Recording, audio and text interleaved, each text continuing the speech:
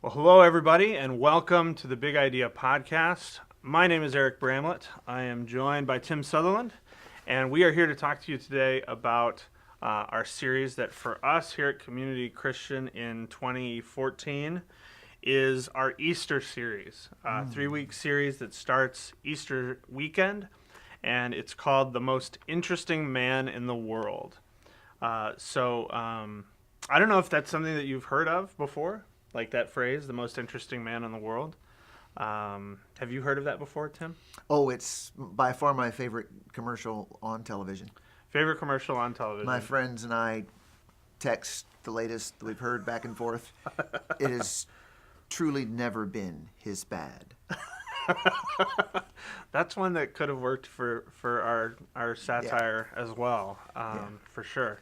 So we are using that hook. Yes. As a launching off point to talk about Jesus and to talk about Easter and who Jesus is over 3 weeks.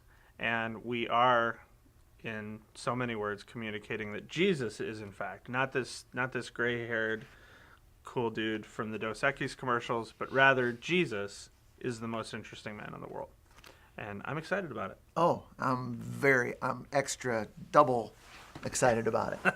That's awesome. I think, you've got this time of year where people are coming to church, and I was telling an unchurched friend of mine that I play basketball with about this yesterday, and he's like going, so what do you guys like to talk about here? Do you just take a passage of scripture and read it and then just talk about it? And I said, well, no, we're doing this thing called The Most Interesting Man in the World at Easter. And he's like going, no way. And I'm going, that's exactly what we're hoping for. That was just yesterday on a basketball court.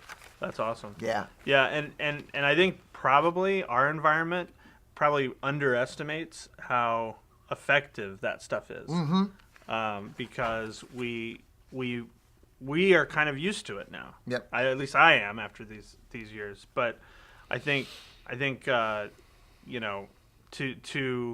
to be in that opportunity to invite someone and include them on Easter weekend with a series that is an attention grabber and is something that is unexpected for most people in a church environment. Right.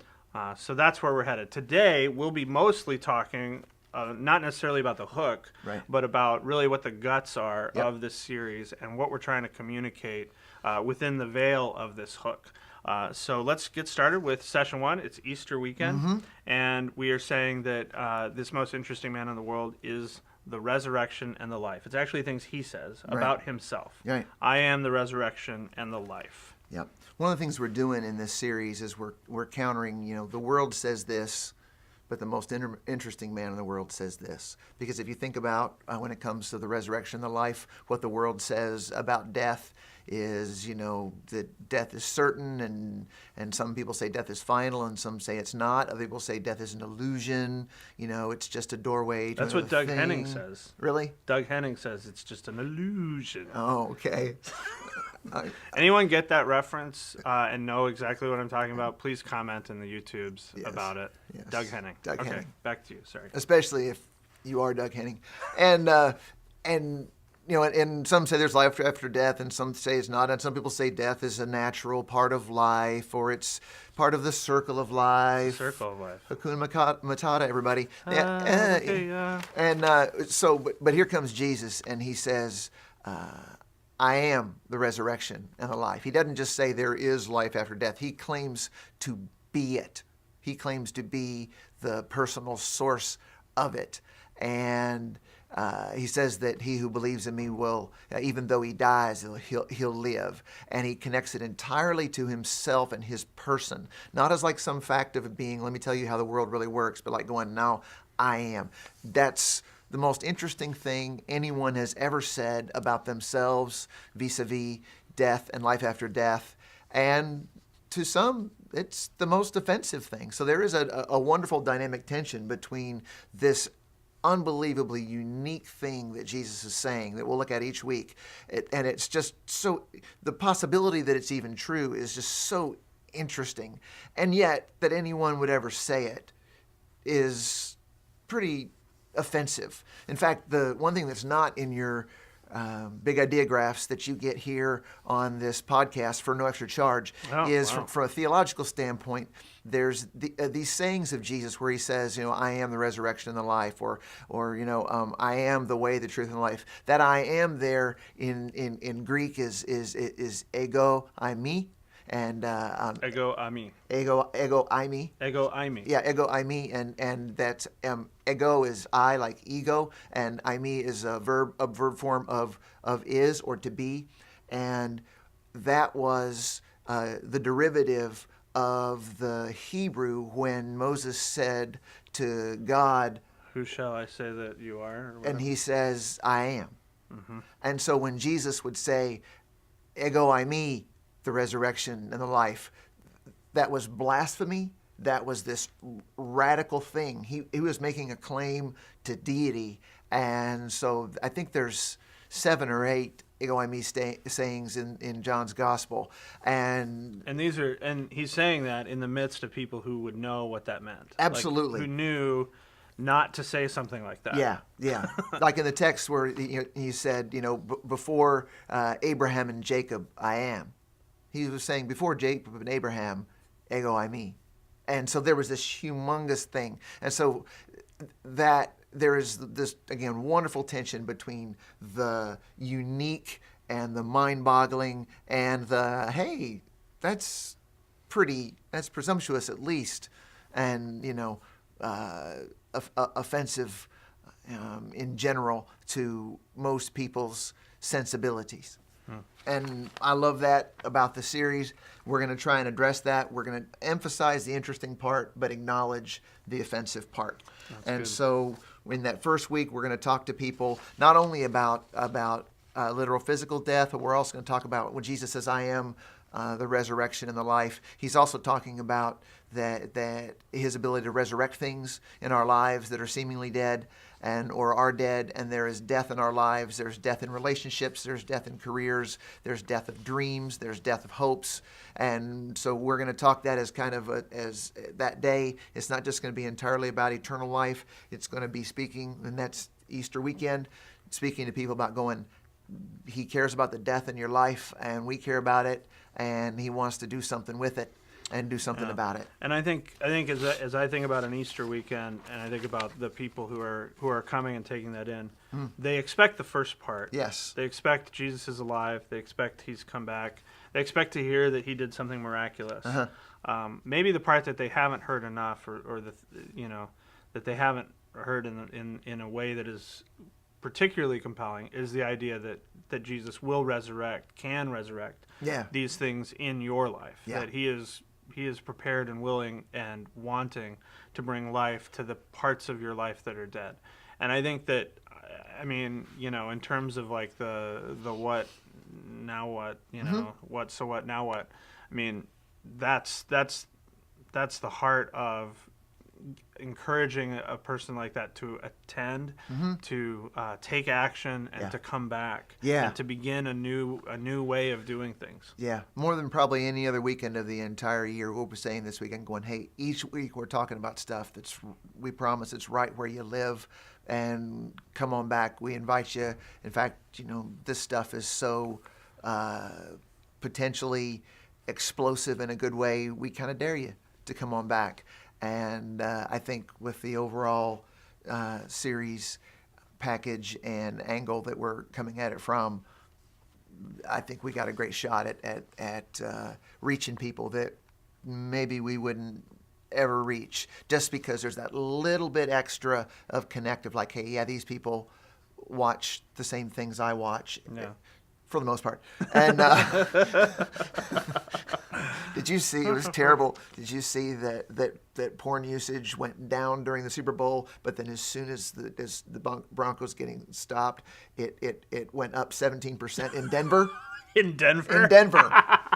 Before the end of the third quarter. I was not in Denver. I for the was record. neither. I was not in Denver. Neither was I.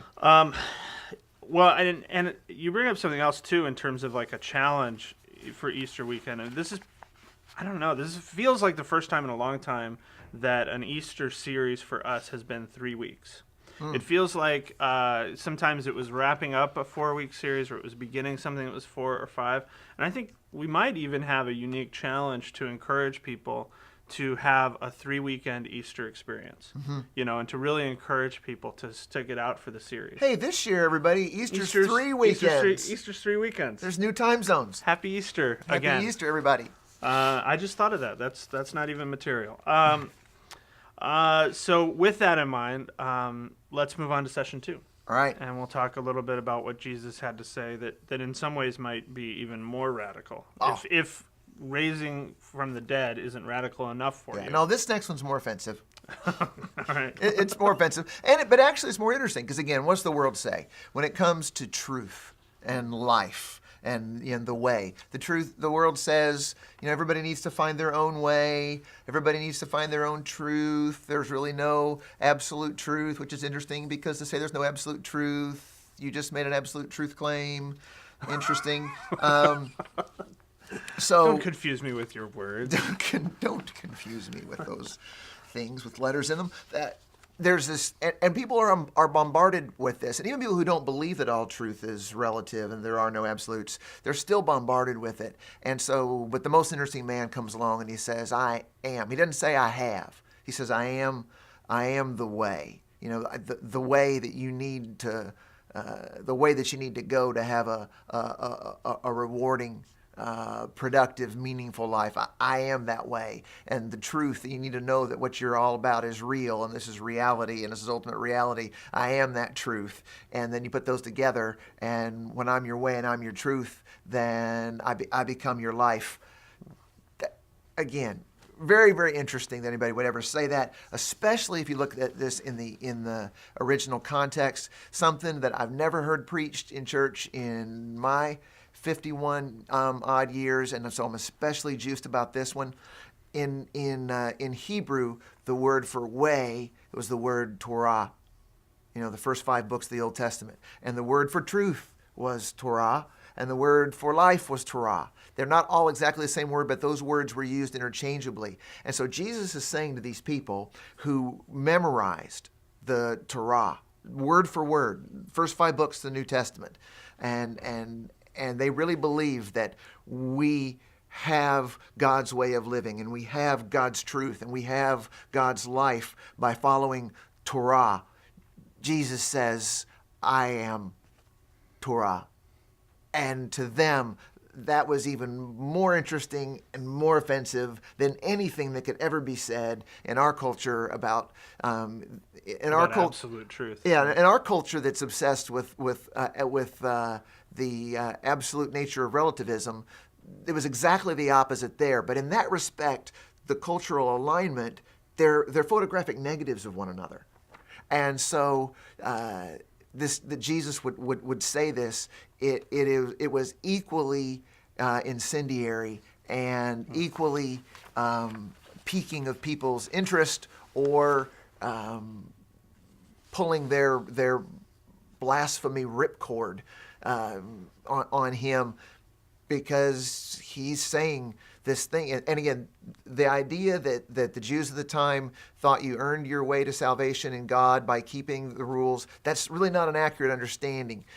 They believed that the law, that the Torah was a gift, and that this is what made them God's people, that these written words were a special gift to them. And yes, you had to follow them, but you followed them because you were God's people. Following them didn't make you God's people. This was their precious. So Jesus was also saying something very personal. You look in the Old Testament when the psalmist says, "I love your law. I meditate on it all day and all night." As we all do. I don't even have an attorney who would say, "I meditated on day and night." They'd say, "I love the law." But Jesus is claiming this special place of, like, I am God's ultimate gift to you. And you think it's this, and at one time, yes, that really was. But to understand it, I'm in it, and it's pointing to me. And just to have a weekend where we're going, you're trying to find your way in life, and you're trying to find what's reliable and true, and you're trying to have a life. Some of us are just trying to get a life, and he's going, I am what you're looking for. he didn't say, I have what you're looking for, or I can point you to what you're looking for, or I can lead you to what you're looking for. He's saying, I am what you're looking for. And then he adds on top of it, just for good measure, oh, and by the way, no one comes to the Father except by me. Did I mention that? That's a sidebar. Yeah, and while we're on the subject, Now, I'm trying to remember, but I mean, a couple of these times, I'm not sure if it's exactly these times, but doesn't he get chased out of places when he says things like this? You know? I mean, he has to kind of, he's waiting to have his moment to choose to die, but he's also having to kind of run for his life in some of these circumstances. Well, the very, very first time he ever speaks in Luke 4, he just claims that the Spirit of the Lord is upon him, and the Scripture is fulfilled in your hearing. They tried to throw him off a cliff. That was his first day on the job. How was work today? How was work today, son? Oh man, this is. I don't know if I can work under these conditions. Yeah. No, and so that was. He had to fill out a workman's comp form. Yeah. I almost got put. Did you get put? Was it off the cliff? Yeah. Near the cliff. Yeah, and that's what we have to realize. It's like when Jesus didn't get killed for telling everybody to love each other. Right? Yeah. There's nothing offensive about that. That's sentimental claptrap at worst. No, this is the stuff that got him killed.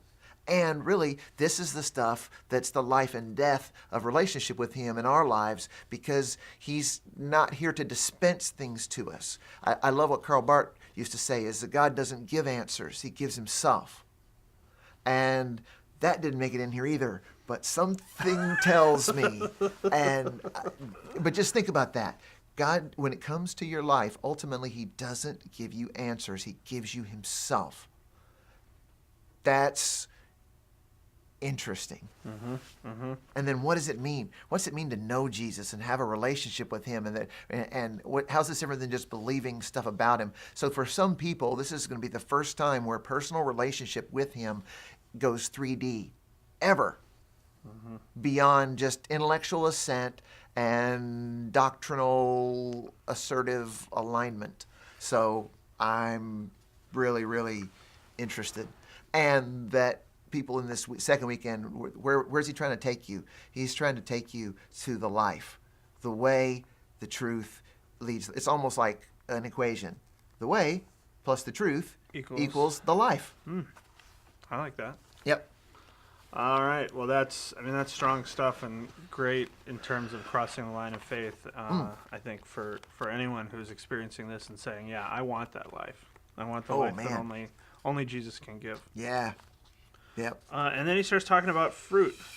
Yeah. That's weird. Yeah. I am the vine. Yeah. I'm week 3 of I'm the series. vine, you're the branches. Now that is interesting. I mean, it's interesting because I don't know that I fully understand it. Right.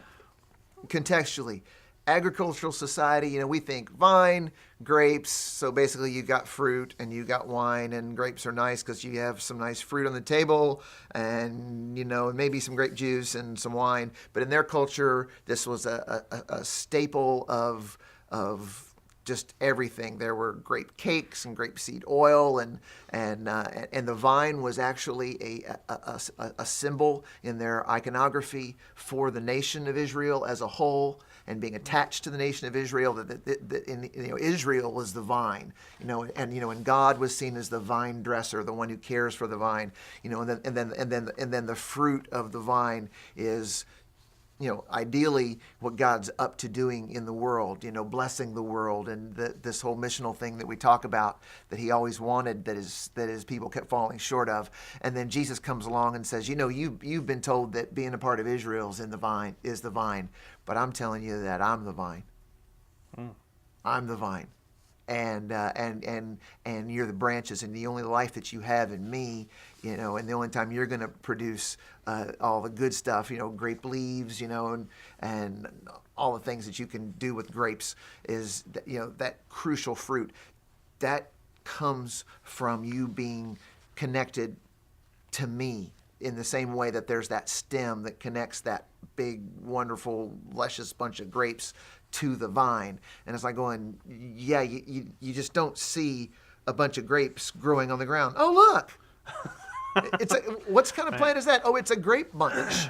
It's got to be connected to the vine. Right. And the vine had to be cultivated and pruned and cared for and watered. And also you got to remember, semi-arid to arid climate, that's where grapevines do their best. And he comes along and says, nah, you think being a part of that is where your life will become productive and full and good.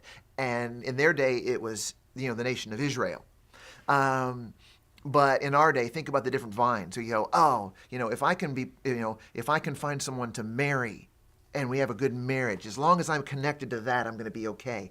Or as long as I have a great career or work for a Fortune 500 or Fortune 50 company, if I can just attach myself to that.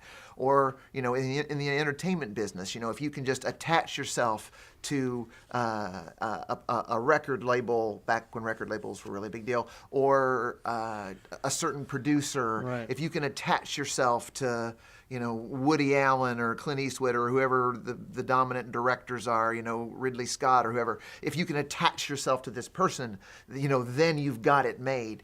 And so we're all looking for these attachments of who, if I can connect myself to this company. Well, it's interesting. The word attached is especially in Hollywood, where it's like independent filmmakers try to get a film made. I was just listening to a podcast yesterday, and it was a comedy that this group was trying to have funded, and because they got oh crap, what is his name? John.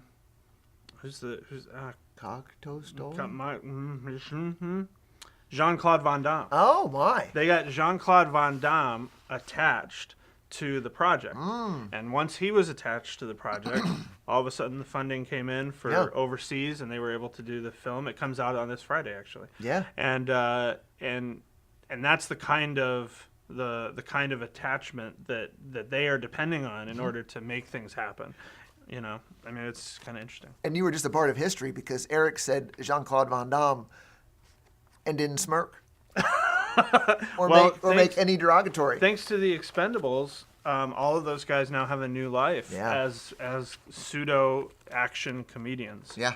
It's interesting. So we're going to encourage people this weekend to go, what is it you're attaching yourself to or wishing that if you could just, for some people it's having children. If I can just be a mom or be a dad. And we'll never undersell the meaningfulness of that.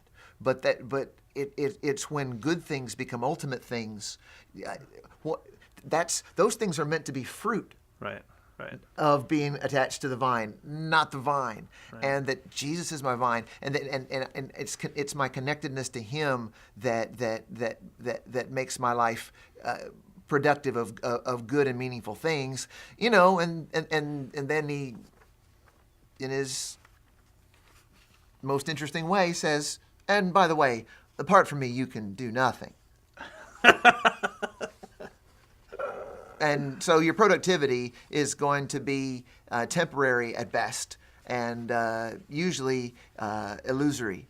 And so just so you know. And then he talks about abiding in me. And you abide in me, and I'll abide in you. And you'll not just produce fruit, you'll produce much fruit. And it's like going, that's really interesting. It's maybe not as offensive as the no man comes to Father by me, but still, wait, I'll produce nothing without you? And he doesn't mean you can't do anything good or your life is meaningless and you're stupid and bad. No, what it means is going, the kind of fruit that you really want, that lives on after you're gone, and that truly has eternal substance to it. That's what he's talking about when he says, apart from me, you can do nothing of any eternal and lasting nature. So wow. So then talk about a little how that is applicable to us when we talk about things like blessing the world and this acronym, begin with prayer, listen, eat, serve, story. Yeah. How does that play into this understanding of Jesus as the vine? Yeah. He's saying straight up that the more you become part of producing in this world, when I'm out to produce in this world, the fruit of the blessing of God being poured out on a world that is desperately devoid of it in so many cases. That's where the real juice is. That's where the real that's where the premium vintage is of your life to go. The more you are connected to that, not the more you do or the more active you are, but the more integral that is to your life. You're not just doing nice things for people and making a little difference in the world. You're being part of the eternal plan of God in the universe. You're grafting. You've been grafted into the story of everything. That sounds hauntingly familiar. Yeah, I don't know where I heard it from, but I think it's on K-Love. But and Mercy me. to give people that big picture view that says, wow, this is so much more than doing a few more good things and making a little bit more significant charitable contribution this year. This is about reorienting myself of what my life is connected to. That is the source of meaning and fulfillment and true productivity in my life.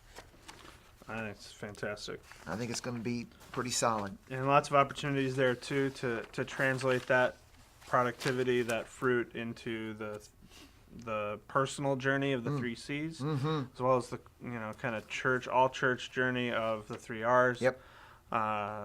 So I mean it's exciting, and it's a great launching off point into the spring to encourage people to join, to be a part of the mission, and to attach ourselves to the vine. I don't think about this metaphor often. No.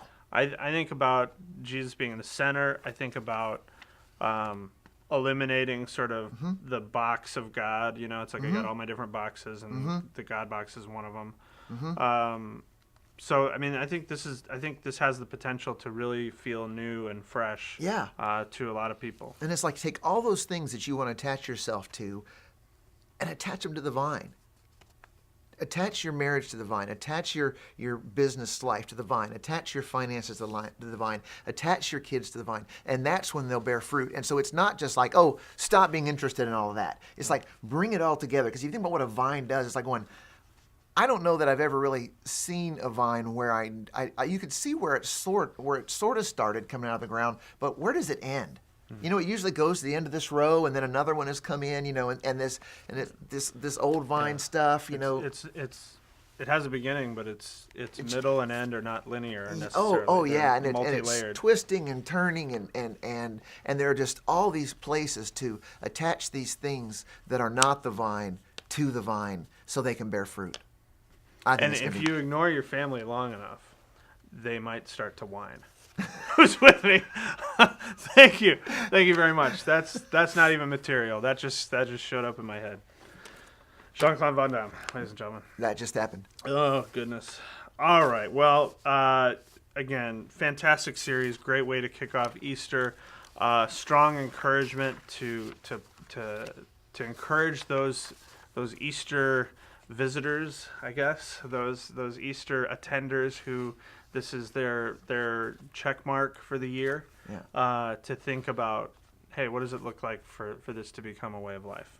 And Sean Williams is a personal challenge out to any campus pastor who will end Easter Sunday's service with, "See you at Christmas."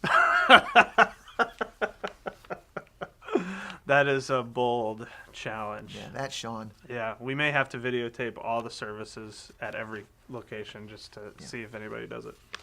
All right, well, this has been the Most Interesting Man in the World Big Idea podcast. This has been Tim Sutherland. I have been Eric Bramlett. Thanks so much. Craft amazing large group experiences and insightful small group curriculum. We're counting on you. All right, thanks so much. See you later.